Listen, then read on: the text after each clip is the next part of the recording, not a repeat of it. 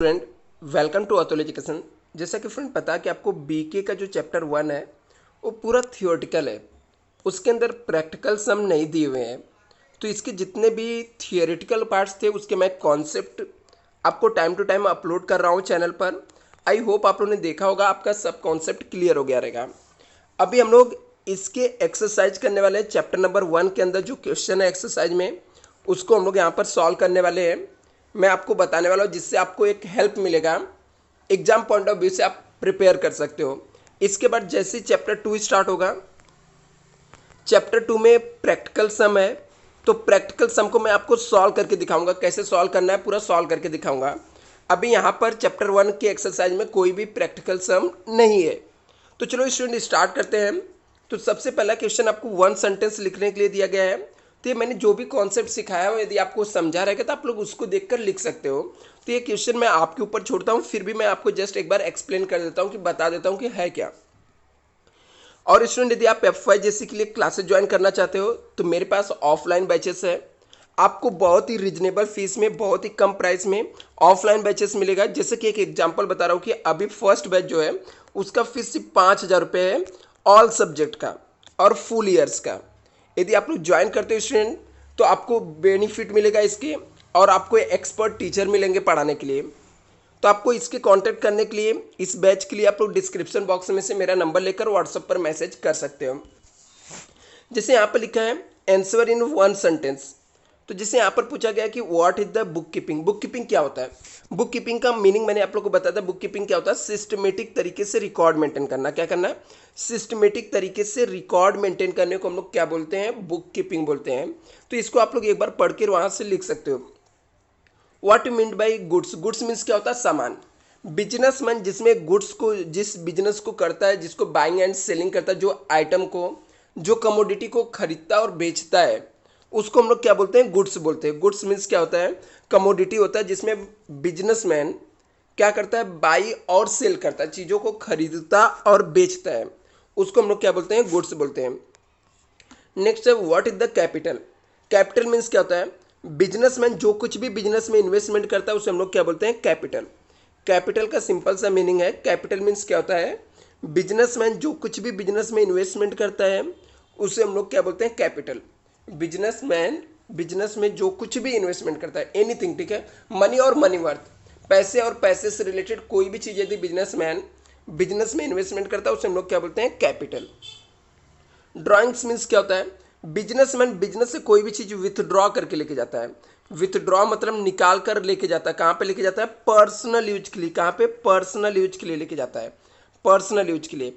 यदि businessman business से कोई भी चीज विथड्रॉ करके पर्सनल यूज के लिए लेके गया तो उसे हम लोग क्या बोलते हैं? ड्राइंग बोलते हैं, ठीक है, चाहे वो मनी रहे, गुड्स रहे, कोई भी चीज। Goodwill is a what is the goodwill? Goodwill the reputation of the business. Business का जो रेपुटेशन रहता है उसे हम लोग क्या बोलते हैं? गुडविल बोलते हैं। तो ये पहला क्वेश्चन स्टूडेंट आप लोग नो टेक्स्ट बुक में भी खोज के लिख सकते हो, मैंने एक्सप्लेन कर दिया हूँ। इसके बाद के क्वेश्चन में आपको उसके आंसर के साथ बता देता हूँ यहाँ पर कि आप लोग को मेरी राइटिंग नहीं समझती, इसलिए मैंने पहले से पेन से लिख दिया हूँ कि अच्छे से समझ जाए, ठीक है, क्योंकि डिजिटल पेन से लिखने में थोड़ा प्रॉब्लम होता है।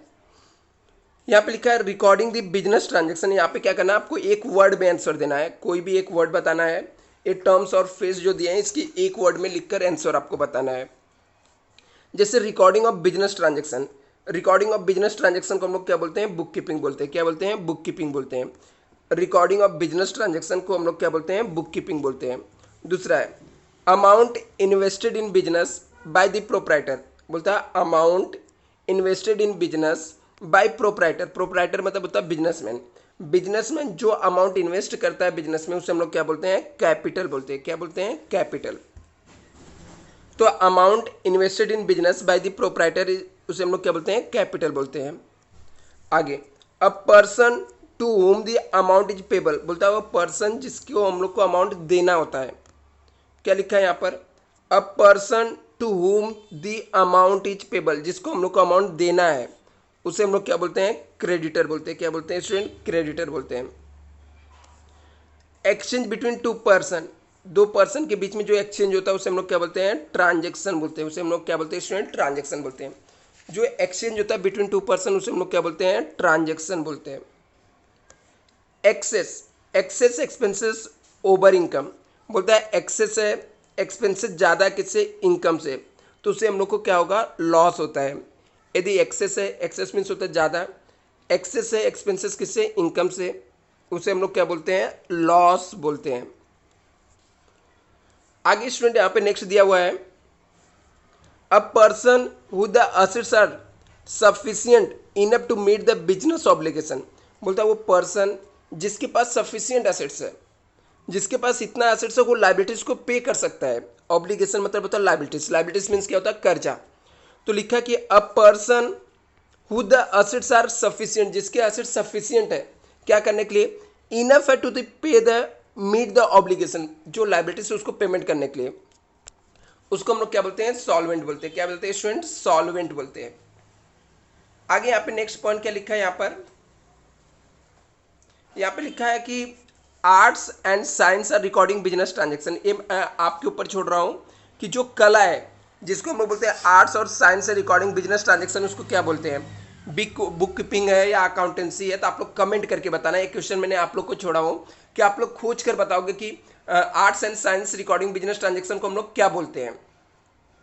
नेक्स्ट यहाँ पर लिखा है कि property of any description own bye the proprietor, ऐसी प्रॉपर्टी जिसका मालिक बिजनेसमैन होता है।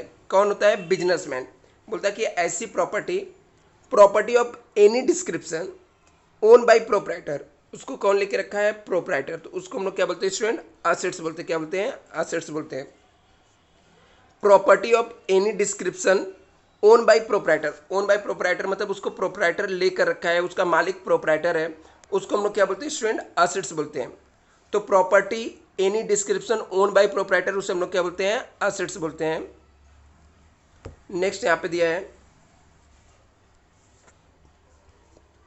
assets which remain in the business for only short time and can be converted into cash very easily, बोलता है ऐसी property assets which are remain in the business only for the short time, बोलता है business की ऐसी property जो short time के लिए बिजनेस में है, उसको हम लोग इजिली कैश में कन्वर्ट कर सकते हैं, वेरी इजिली, उसको हम लोग क्या बोलते हैं, करंट एसेट्स बोलते हैं। उसे क्या बोलते हैं, current assets. Current assets means क्या, ऐसा एसेट जो विद इन 1 ईयर के अंदर कैश में कन्वर्ट कर सकते हैं। तो यहाँ पर वही दिया था स्टूडेंट की assets which remain in the business for only short time, जो कि कम शॉर्ट टाइम के लिए होता है, can be converted into cash very easily, जिसको इजिली कैश में कन्वर्ट कर सकते हैं। आगे लिखा allowance is given on catalogues price of goods, बोलता है कि जो अलाउंस मतलब जो अलाउंस मीन्स क्या, जो छूट दिया जाता है, डिस्काउंट दिया जाता है, जो उसके कैटलॉग्स प्राइस रहता है, मतलब जो उसका मेन प्राइस रहता है उसके ऊपर जो छूट दिया जाता है, जो डिस्काउंट दिया जाता है, उसको हम लोग क्या बोलते हैं, ट्रेड डिस्काउंट बोलते हैं। क्या स्टूडेंट बोलते हैं, ट्रेड डिस्काउंट बोलते हैं। नेक्स्ट यहाँ पर फिलिंग द ब्लैंक्स है, लिखा है यहाँ पर कि select the most appropriate alternative from the those given below and re right the sentence. आपको क्या करना है, इसको जो मोस्ट अप्रोप्रिएट है, राइट ऑप्शन इसमें से सेलेक्ट करना है। तो यहाँ पे लिखा है surplus of income over expenditure, बोलता है सरप्लस है, क्या है, सरप्लस है, इनकम ज़्यादा है किससे, एक्सपेंडिचर से। एक्सपेंसेस से जब इनकम ज़्यादा है तो हम लोग को क्या होगा, तो यहाँ पे दिया है प्रॉफिट होगा, डेफिसिट होगा, लॉस होगा, फाइनेंशियल स्टेटमेंट। तो क्या होता है, प्रॉफिट होता है। जब हमारा इनकम क्या है, ज़्यादा है एक्सपेंस से, तो मतलब हम लोग को क्या होगा, प्रॉफिट होगा। आगे लिखा है in dash of the basis of accounting actual cash receipt and actual cash payment are recorded, बोलता कौन सा वो अकाउंटिंग का मेथड है जिसके बेस पे हम लोग एक्चुअल में जब कैश रिसीव करते हैं और एक्चुअल में जब कैश पेमेंट करते हैं तो ही रिकॉर्ड होता है। तो वो होता है student cash basis. Cash basis accounting system जो होता है उसके अंदर हम लोग ट्रांजेक्शन तभी रिकॉर्ड करते हैं जब एक्चुअली में कैश रिसीव करेंगे या एक्चुअली में हम लोग कैश पेमेंट करते हैं। आगे लिखा amount which is not recoverable from the customer is known, बोलता है वो अमाउंट जो कस्टमर से हम लोग रिकवर नहीं कर सकते हैं, कस्टमर से हम लोग को नहीं मिल सकता, उसको हम लोग क्या बोलते हैं, बैड डेब्ट्स बोलते हैं। उसे हम लोग क्या बोलते हैं, बैड डेब्ट्स बोलते हैं। Account must be honestly prepared and they must be disclose all the material information is known as. बोलता है वो कौन सा अकाउंट्स होता है जिसको होनेस्टली प्रिपेयर करते हैं और must disclose all the material information, जिसके अंदर जितने भी मटेरियल इंफॉर्मेशन होते हैं उसको हम लोग डिस्क्लोज करते हैं, तो उसको हम लोग बोलते हैं student disclosure concept. Disclosure concept होता है जिसके अंदर हम लोग सब इंफॉर्मेशन प्रिपेयर करते हैं और उसको डिस्क्लोज करते हैं। आगे नेक्स्ट यहाँ पे लिखा a commodity in which trader deal is known as goods. बोलता है वो क्या होता है, अब बोलता है कि ऐसी कौन सी कमोडिटी होती है जिसके अंदर ट्रेडर आ डील, जिसमें ट्रेडर क्या करता है बाइंग एंड सेलिंग करता है, खरीदने बेचने काम करता है। तो यहाँ पर पूछ रहा a commodity, a commodity means वो कौन सी कमोडिटी है, गुड्स है जिसमें ट्रेडर डील करता है, तो उसे हम लोग क्या बोलते हैं स्टूडेंट, गुड्स बोलते हैं। नेक्स्ट यहाँ पे dash is the means reputation of the business valued in terms of money. बोलता है dash means reputation of the business, वो कौन सा टर्म्स है जिसका मतलब होता है रेपुटेशन ऑफ बिजनेस, बिजनेस का रेपुटेशन होता है valued in terms of money, जिसको हम लोग किस में वैल्यूएशन करते हैं, मनी में। तो क्या होता है स्टूडेंट, गुडविल होता है। क्या होता है, गुडविल होता है। गुडविल क्या होता है, रेपुटेशन होता है बिजनेस का, जिसको हम लोग मनी में क्या करते हैं, वैल्यूएशन करते हैं। नेक्स्ट यहाँ पर according to dash cash flow statement is prepared and present for the period in which the profit and loss account prepare.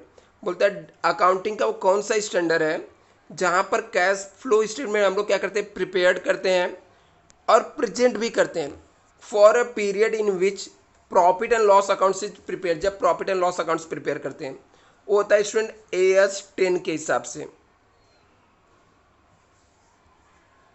आगे commodity recognise of loss is supported by principle. बोलता है वो कौन सा कमोडिटी है जो रिकॉग्नाइज करता है लॉस को और सपोर्टेड कौन सा प्रिंसिपल सपोर्ट करता है, तो कंजर्वेटिज्म प्रिंसिपल क्या करता है यहाँ पर सपोर्ट करता है। नेक्स्ट यहाँ पर लिखा है brief explanation of entity is called. जब हम लोग किसी स्टेटमेंट को जो हम लोग एंट्री रहता है वो एंट्री को हम लोग जब ब्रीफ में एक्सप्लेन करते हैं तो उसको हम लोग क्या बोलते हैं, तो यहाँ पे लिखा है कि brief explanation of any and the entry is called, उसे हम लोग क्या बोलते हैं स्टूडेंट, नरेशन बोलते हैं। जब किसी चीज़ का हम लोग ब्रीफ एक्सप्लेनेशन देते हैं तो उसे हम लोग क्या बोलते हैं, नरेशन बोलते हैं। An act of exchange of things और service between two parties is a terms as, क्या लिखा है यहाँ पर, and the act of exchange things, जो थिंग्स को हम लोग एक्सचेंज करते हैं और सर्विस को between two parties is a terms as, क्या होता है उसे हम लोग ट्रांजेक्शन बोलते हैं, उसे हम लोग क्या बोलते हैं, ट्रांजेक्शन। लिखा है the act of exchange things service between two parties के बीच में एक्सचेंज करते हैं उसे हम लोग क्या बोलते हैं, ट्रांजेक्शन बोलते हैं।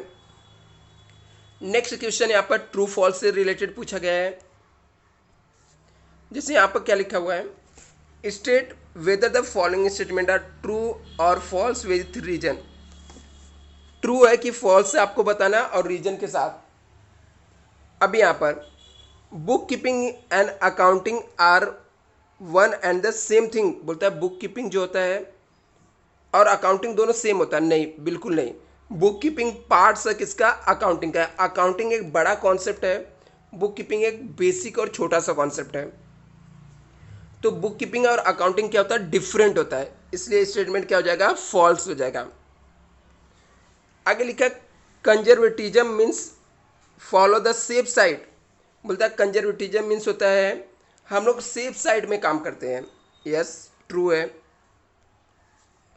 आगे लिखा double entry system is based on double aspect concept. बोलता है जो डबल एंट्री सिस्टम है वो बेस होता है double aspect concept. Double aspect concept क्या होता है, एक आइटम डेबिट होगा दूसरा क्या होना चाहिए, क्रेडिट होना चाहिए। तो यहाँ पे लिखा डबल एंट्री सिस्टम जो है वो बेस है डबल एस्पेक्ट कॉन्सेप्ट के बेस पे, यस ये क्या है, ट्रू है, डेबिट क्रेडिट कॉन्सेप्ट के बेस पे ही है।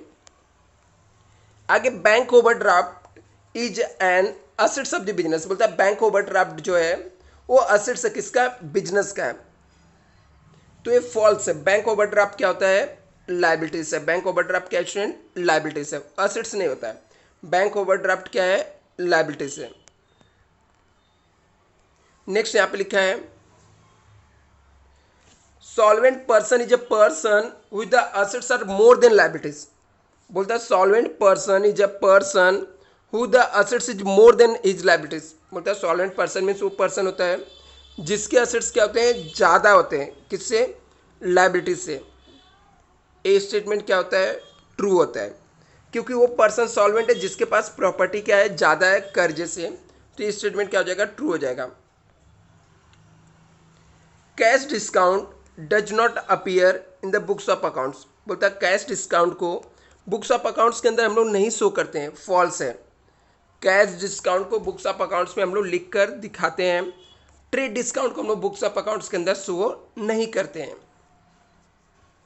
A transaction is concern with the money और मनी वर्थ। बोलता है हर एक ट्रांजेक्शन के अंदर पैसे और पैसे से रिलेटेड ट्रांजेक्शन होता है। स्टेटमेंट क्या है, ट्रू है। Accounting is a language of business. बोलता है अकाउंटिंग किसका लैंग्वेज है, बिजनेस का है, ट्रू है ये भी। आगे यहाँ पर in earlier time civilisation accounting और डन बाय ओनर। बोलता है कि इन अर्लियर टाइम, अर्लियर मतलब पहले टाइम, सिविलाइजेशन ऑफ अकाउंटिंग और डन बाय ओनर। ये स्टेटमेंट क्या है, फॉल्स है। Book keeping is the useful to find the all the tax liabilities. बोलता है बुक कीपिंग क्या है, यूजफुल है find to all the tax liabilities, जितने भी टैक्स लायबिलिटीज होता है सबको फॉलो करने के लिए। इसके बाद स्टूडेंट क्वेश्चन नंबर 5 है, जिसके अंदर आपको पूछा गया है डू यू एग्री और disagree with the following statement. बोलते जो स्टेटमेंट दिया गया इसे आप एग्री हो डिसएग्री हो ये बताना आपको। तो यहाँ पे लिखा है accounting is useful only to the owner. बोलता है अकाउंटिंग जो है सिर्फ ओनर के लिए यूजफुल है, तो इससे हम लोग क्या करते हैं, डिसएग्री करते हैं। Accounting is the useful only to the owner, नहीं, अकाउंटिंग सिर्फ ओनर के लिए नहीं होता है, ठीक है, क्रेडिटर के लिए भी होता है, अदर भी जो पार्टीज है उनके लिए भी होता है। Book keeping is an arts and science है, यस, बुक कीपिंग क्या होता है, आर्ट्स और साइंस दोनों है, इससे हम लोग क्या करते हैं, एग्री करते हैं। आगे bills payable is an the assets of the business. बोलता है बिल्स पेबल जो है वो बिजनेस के लिए असेट्स है। बिल्स पेबल मतलब पैसा देना बाकी है, तो हमारे लिए असेट्स नहीं होगा स्टूडेंट, ये क्या हो जाएगा, डिसएग्री हो जाएगा, ये हमारे लिए क्या रहेगा, लायबिलिटीज रहेगा। आगे in book keeping and accountancy only one non monetary transaction are recorded. तो हम लोग इससे डिसएग्री करेंगे, सिर्फ यहाँ पे बोलता है कि नॉन मॉनेटरी ट्रांजेक्शन रिकॉर्ड करेंगे, गलत है, नॉन मॉनेटरी ट्रांजेक्शन हम लोग नहीं इसके अंदर रिकॉर्ड करते हैं, मॉनेटरी ट्रांजेक्शन रिकॉर्ड करते हैं। The assets which give the loan long term benefit of the business are fixed assets.